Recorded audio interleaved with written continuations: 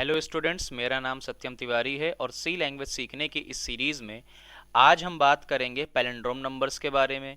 इसके पहले previous lectures में हम लोगों ने बात की थी लूप क्या होता है, लूप कितने प्रकार के होते हैं, लूप का बेसिक कॉन्सेप्ट क्या है, और उसी में हम लोगों ने स्टार्ट किया था व्हाइल लूप के बारे में स्टडी करना। अपने लास्ट वीडियो में हम लोगों ने बात की थी आर्मस्ट्रॉन्ग नंबर के बारे में, जिसमें कि हम लोगों ने ये सीखा था कि किसी भी नंबर को हम कैसे चेक करेंगे कि वो नंबर आर्मस्ट्रॉन्ग है या नहीं। और इस प्रोग्राम में हमने व्हाइल लूप को इम्प्लीमेंट किया था। इट मीन्स हम लोगों ने व्हाइल लूप के जरिए किसी भी नंबर को चेक करने की कोशिश की थी कि हमारा वो एंटर किया गया नंबर आर्मस्ट्रॉन्ग होगा या नहीं होगा। इसी सीरीज में आज हम लोग एक दूसरे प्रोग्राम को स्टडी करेंगे। इस प्रोग्राम का ऑब्जेक्टिव है कि हमें किसी भी दिए गए नंबर को चेक करना होगा कि हमारा एंटर किया गया नंबर पैलिंड्रोम नंबर है या नहीं है, और इस प्रोग्राम को हम बनाएंगे व्हाइल लूप से। इट मीन्स इस प्रोग्राम में व्हाइल लूप को इम्प्लीमेंट किया जाएगा। जैसा कि मैंने आपको अपने प्रीवियस लेक्चर्स में बताया था कि हम लोग लूप को मेनली यूज़ करते हैं यूज़र फ्रेंडली अप्रोच के लिए। जब तक हम लोगों ने अपने प्रोग्राम में लूप को यूज़ नहीं किया तब तक हमारे प्रोग्राम में कहीं ना कहीं कोई ना कोई रिस्ट्रिक्शन आती रही। जैसे कि हम लोग अपने प्रोग्राम में एग्जैक्ट 3 डिजिट का नंबर ही ले सकते हैं या 4 डिजिट का नंबर ही ले सकते हैं। बट लूप हमें एक यूज़र फ्रेंडली अप्रोच को यूज़ करने की आज़ादी देता है, जिसमें हमारे सामने कोई रिस्ट्रिक्शन नहीं रह जाएगी। हमारा नंबर या हमारा दिया गया इनपुट यूज़र के अकॉर्डिंग मॉडिफाई किया जा सकता है। तो आइए आज के प्रोग्राम की स्टार्टिंग करते हैं। देखिए, हमारे प्रोग्राम का ऑब्जेक्टिव मैंने यहाँ पर लिखा हुआ है, write a program to check any given number is palindrome और नॉट यूजिंग व्हाइल लूप। तो हमें किसी भी दिए गए नंबर को चेक करना है कि हमारा एंटर किया गया नंबर पैलिंड्रोम नंबर होगा या नहीं होगा। तो देखिए, इस प्रोग्राम को समझने से पहले सबसे पहले एक छोटी सी चीज़ आपको ये पता होनी चाहिए कि पैलिंड्रोम नंबर्स क्या होते हैं। तो आई होप कि आप लोगों को पहले से पता होगा पैलिंड्रोम नंबर्स क्या होते हैं। अगर आप लोगों को कोई डाउट है या नहीं पता है कुछ लोगों को, तो उनको मैं बता देता हूँ कि अगर आपके पास कोई नंबर है, आप उस नंबर को रिवर्स करें और रिवर्स करने के बाद अगर आपका नंबर सेम रहता है तो आपका नंबर क्या होगा, पैलिंड्रोम नंबर होगा। फॉर एग्जाम्पल, जैसे आपने नंबर लिया 121। अब अगर आप 121 को रिवर्स करते हैं तो 121 का उल्टा भी क्या आने वाला है, 121 ही आने वाला है। तो अगर आपके पास कोई नंबर है, आप उस नंबर को रिवर्स करते हैं, रिवर्स करने के बाद भी आपके नंबर में कोई चेंजमेंट नहीं होता है, देन आपका नंबर कौन सी प्रॉपर्टी को होल्ड करेगा, देन आप बोल सकते हैं कि आपका नंबर पैलिंड्रोम नंबर है या वो पैलिंड्रोम प्रॉपर्टी को होल्ड करता है। तो इसी चीज़ को हमें चेक करना है कि कोई नंबर पैलिंड्रोम प्रॉपर्टी को होल्ड करता है या नहीं करता है। किसकी हेल्प से, व्हाइल लूप की हेल्प से। देखिए, यहाँ पर मैंने प्रोग्राम का आउटपुट लिखा हुआ है, जिससे आपको प्रोग्राम का बेसिक ऑब्जेक्टिव समझने में मदद मिलेगी। आप जब इस प्रोग्राम को बनाकर आउटपुट स्क्रीन पर रन कराएंगे तो आपके सामने सबसे पहले एक मैसेज फ्लैश होगा। क्या मैसेज आने वाला है, आपके सामने मैसेज आएगा एंटर अ नंबर। आप एक नंबर को एंटर करें। फॉर एग्जाम्पल, आपने नंबर एंटर किया 12321, 12,321। अब ये इस नंबर को चेक करेगा कि ये नंबर पैलिंड्रोम है या नहीं है। वैसे आपको एग्जांपल देख के साफ समझ में आ रहा होगा कि 12,321 का उल्टा भी यही आने वाला है। तो इस वजह से आपका क्या होगा, एक पैलिंड्रोम नंबर होगा। आइए इस प्रोग्राम को समझ लेते हैं। देखिए, हमने यहाँ पर क्या किया हुआ है अपने प्रोग्राम में। सबसे पहले हमारी हेडर फाइल्स हैं। हेडर फाइल्स का हमने मेन फंक्शन लगाया। फिर हमने कुछ वेरिएबल्स लिए हैं जिन वेरिएबल्स की रिक्वायरमेंट हमको हमारे प्रोग्राम में है। देन हमने यहाँ पर एक मैसेज लगाया है। मैसेज हमने क्या लगा रखा है यहाँ पर, एंटर एनी नंबर। आप किसी भी नंबर को एंटर करें, वो नंबर आपका किस में स्टोर हो जाएगा, वो नंबर आपका एन नाम के वेरिएबल में स्टोर हो जाएगा। उसके बाद लास्ट प्रोग्राम में भी मैंने डिस्कस किया था, आपको क्या डिस्कस किया था कि ये m इक्वल टू n का स्टेप क्यों लगाते हैं। मैंने आपको बताया था जब भी कभी ओरिजिनल वैल्यू के डिस्ट्रॉय होने का खतरा होता है, देन उसके लिए हम लोग क्या करते हैं, ओरिजिनल वैल्यू की एक कॉपी निकाल के रख लेते हैं और वो कॉपी हम लोग बाद में कंपैरिजन वगैरह के लिए यूज़ करते हैं। दैट्स वाई हमने यहाँ पर m इक्वल टू n का स्टेप लगा रखा है। ये स्टेप क्या करेगा, n की वैल्यू की एक कॉपी m में स्टोर कर देगा। आगे बात करते हैं। देखिए, फिर हमने लूप लगा रखा है। हमने वही कंडीशन लगाई है, while n does not equal to 0। जब तक n आपका 0 नहीं रहेगा ये लूप आपका चलता रहेगा। अब n 0 ना होने का मतलब क्या है, देखिए जितनी बार ये लूप चलेगा उतनी बार एक डिजिट आपके नंबर से अलग होता रहेगा। तो कभी ना कभी एक ऐसा टाइम आएगा, एक ऐसी सिचुएशन आएगी जब आपके नंबर में कोई भी डिजिट नहीं बचेगा, तब आपका नंबर 0 हो जाएगा। और जब आपका नंबर 0 हो जाएगा आपका ये लूप फंक्शनिंग करना बंद कर देगा। उसके बाद अंदर के स्टेप्स के बारे में देख लेते हैं।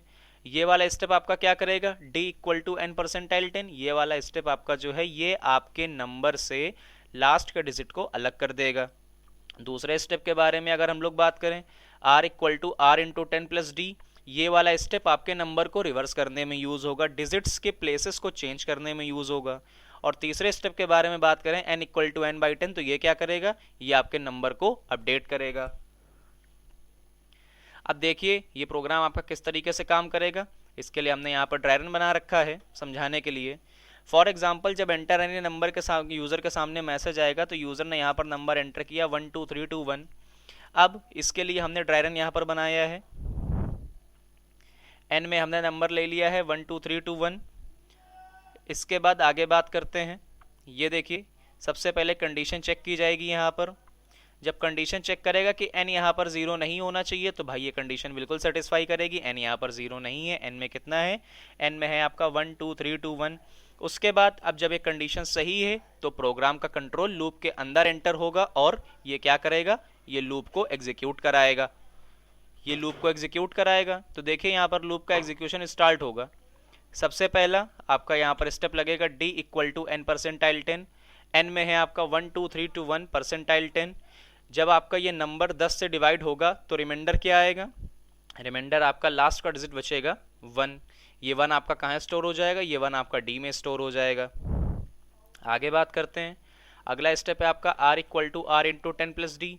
ये वाला स्टेप आपके डिजिट्स के प्लेसेस को चेंज करेगा। आप यहाँ पर देखें वेरिएबल के डिक्लेरेशन में कि हमने r में कितना रखा हुआ है, हमने r में 0 रखा हुआ है। 0 क्यों रखा हुआ है, ये मैंने आपको लास्ट वीडियो में बताया था कि कोई भी वेरिएबल अगर हम लोग अपने प्रोग्राम में यूज़ करते हैं या डिक्लेयर करते हैं तो वो वेरिएबल ब्लैंक नहीं होता है। हमारे सी लैंग्वेज का कंपाइलर उसमें अपने अकॉर्डिंग कोई भी एक वैल्यू पुटअप कर देता है। ये वैल्यू रैंडम होती है, इस बारे में हमें कोई नॉलेज नहीं होती है। इस अनप्रेडिक्टेबल वैल्यू को हम लोग गार्बेज वैल्यू बोलते हैं। इसी गार्बेज को रिप्लेस करने के लिए हम लोगों ने क्या किया है, यहाँ पर 0 पुटअप कर दिया है। अब यहाँ पर देखिए हमने r में 0 पुटअप कर दिया है तो आपका स्टेप क्या बनेगा, r में तो 0 हो गया, 0 इंटू 10 प्लस d में क्या होगा तुम्हारा, d में हमारा है यहाँ पर 1, अभी अभी हमने 1 यहाँ पर निकाला है तो 0 इंटू 10 प्लस 1 कितना आ गया 1। भाई 0 इंटू 10 0 हो जाएगा और 0 प्लस 1 आपका क्या आ जाएगा, 1 आ जाएगा। फिर अगला स्टेप है आपका n equal to N upon 10। ये वाला स्टेप क्या करेगा, ये वाला स्टेप आपके n की वैल्यू को अपडेट करेगा। n में है आपका 12321 अपॉन 10, यहाँ पर क्वोशंट चाहिए होगा। क्वोशंट आपका कितना आ जाएगा, भागफल कितना आ जाएगा, भागफल आपका आ जाएगा 1232। ठीक है, आगे बात करते हैं। देखिए अगर आपको एक क्वोशंट और रिमाइंडर में दिक्कत होती है तो एक छोटी सी चीज़ समझ लीजिए। अगर आप किसी भी नंबर को 10 से डिवाइड करते हैं और शेषफल मांग रहा है तो शेषफल हमेशा लास्ट का डिजिट होता है, और अगर भागफल मांग रहा है तो लास्ट वाला छोड़ के बाकी का किस में चला जाता है, भागफल में चला जाता है। आगे बात करते हैं। देखिए एक बार हमारा लूप जो है वो पूरी तरीके से एग्जीक्यूट हो चुका है। हमने आपको बताया था प्रीवियस लेक्चर्स में कि एक बार जब पूरा लूप एग्जीक्यूट हो जाता है देन वो वापस जाता है कंडीशन को चेक करने के लिए। कंडीशन चेक कर रहा है क्या n 0 अभी भी नहीं है। अगर आप ध्यान से देखें तो n हमारा 0 नहीं है, n में कितना आया है 1232। इट मीन्स हमारी कंडीशन अभी भी सही है। कंडीशन सही है का मतलब क्या है, लूप अभी फिर से एग्जीक्यूट होगा। लूप के बारे में आपको ये चीज़ पता होगी कि आप लूप के अंदर एंटर तभी हो पाएंगे जब आपकी कंडीशन क्या होगी, ट्रू होगी। बट अगर आप एक बार एंटर हो गए देन आप उससे बाहर तभी निकल पाएंगे जब आपकी कंडीशन क्या होगी, फॉल्स होगी। तो आप देखिए यहाँ पर n में हमारे पास है 1232, कंडीशन चेक करेगा, कंडीशन यहाँ पर बिल्कुल सही है, n हमारा 0 नहीं है। लूप एग्जीक्यूशन फिर से स्टार्ट होगा। यहाँ पर लिखा हुआ d equal to N percentile 10, n में है हमारा 1232 परसेंटाइल 10, 10 से डिवाइड करेंगे रिमाइंडर कितना आ जाएगा, 2 आ जाएगा। अगला स्टेप है r equal to R into 10 plus D. इसमें क्या होगा, अब अगर आप ध्यान से देखें तो r में लास्ट टाइम हमें कितना मिला था, r में हमको लास्ट टाइम मिला था 1, तो ये 1 इंटू 10 प्लस d की वैल्यू, d में अभी अभी में कितना मिला है, 2 मिला है। 1 इंटू 10 हो गया 10, 10 प्लस 2 कितना हो गया 12। अब r की नई वैल्यू क्या आ गई है, 12 आ गई है। अगला स्टेप है n equal to N upon 10। n में हमारे पास है 1232 को 10 से डिवाइड करेंगे, क्वोशंट हमारे पास कितना आ जाएगा, 123 आ जाएगा। तो n की नई वैल्यू आ चुकी है 123। आगे बात करते हैं। फिर से एक बार हमारा लूप पूरा एग्जीक्यूट हो चुका है। फिर से कंडीशन को चेक करेगा, क्या n 0 नहीं है, कंडीशन बिल्कुल सही है, n हमारा अभी भी 0 नहीं है, n में कितना है 123 है। फिर से एक बार लूप एग्जीक्यूशन चलेगा, d equal to n percentile 10, n में है 123, 123 को 10 से डिवाइड करेंगे, रिमाइंडर कितना मिल जाएगा हमें 3 मिल जाएगा। फिर से लास्ट का डिजिट अलग हो गया। फिर वही स्टेप दूसरा, r equal to r into 10 plus D. r में लास्ट टाइम आया था हमारे पास 12 इंटू 10 प्लस डी की वैल्यू 3 है, 12 इंटू 10 120, 120 प्लस 3 कितना हो गया 123 हो गया। अगला step n equal to n upon 10, n की वैल्यू फर्दर अपडेट होगी, n में था हमारा कितना 123, 123 अपॉन 10 कितना आ गया रिजल्ट आपका 12 आ गया। आगे बात करते हैं, n की नई वैल्यू अब हमारे पास आ चुकी है 12। चेक करेगा इसको कि n की आपकी जो नई वैल्यू है क्या वो 0 तो नहीं है। फिर ऊपर जाएगा चेक करने के लिए कि n 0 नहीं होना चाहिए। कंडीशन बिल्कुल सही है, n हमारा 0 नहीं है, n में कितना है 12 है। फर्दर आगे ये लूप चलेगा, d equal to n percentile 10, n में है आपका 12 परसेंटाइल 10, रिजल्ट कितना आ गया 2 आ गया, रिमाइंडर हमारा 2 आ गया। फिर से वही सेकंड स्टेप चलेगा, r equal to r into 10 plus D. r में लास्ट टाइम आपका आया था 123 इंटू 10 प्लस d में जो डिजिट आया है 2 आया है, 123 इंटू 10 1230 प्लस 2 1232 आ गया। फिर n की वैल्यू अपडेट होगी, n equal to n upon 10, n में था आपका 12 बटे 10 कितना आ गया 1। अब n की अपडेटेड वैल्यू आ चुकी है 1। फिर से लूप की कंडीशन चेक करने जाएगा कि n 0 नहीं होना चाहिए, तो कंडीशन बिल्कुल सही है, n आपका 0 नहीं है। फिर से लूप चलेगा, d equal to n percentile 10, n में कितना है 1 है, 1 परसेंटाइल 10 कितना आ जाएगा 1 आ जाएगा। मैंने आपको बताया था लास्ट वीडियो में कि बड़े इंटीजर से छोटे इंटीजर को डिवाइड करने पर जो रिमाइंडर है वो छोटा वाला इंटीजर ही आ जाता है, तो ये रिजल्ट कितना आ गया 1 आ गया यहाँ पर। अगला step, r equal to r into 10 plus D. r में लास्ट टाइम आया था 1232, ये वाली वैल्यू इंटू 10 प्लस 1, रिजल्टेंट आपका कितना आ गया 12321। उसके बाद n equal to n upon 10।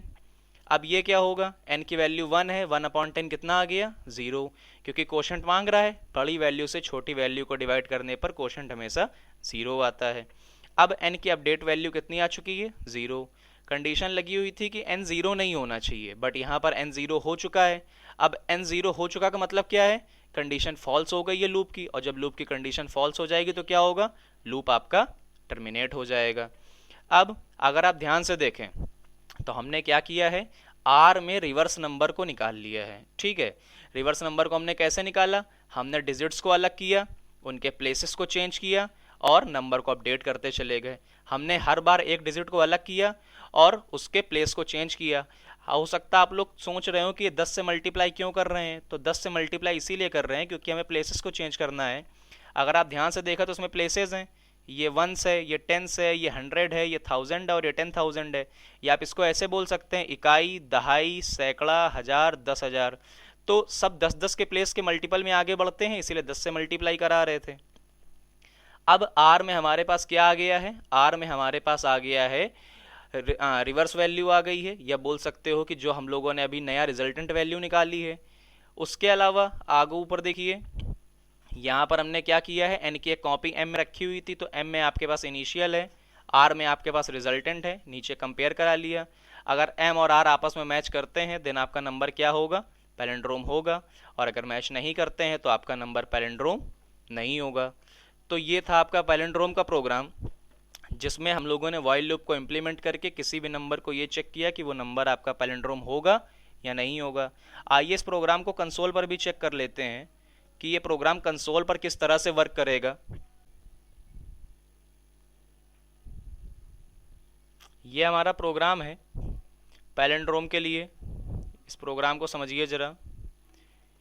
हमने इसे कंपाइल कराया, कंपाइल कराने के बाद कंपाइलेशन सक्सेस हो चुका, हम इसे रन कराते हैं। रन कराया हमने इसे, हमने यहाँ पर नंबर एंटर किया। जैसे हमने नंबर एंटर किया ये हमें क्या बता देगा कि एंटर किया हुआ नंबर पैलिंड्रोम है।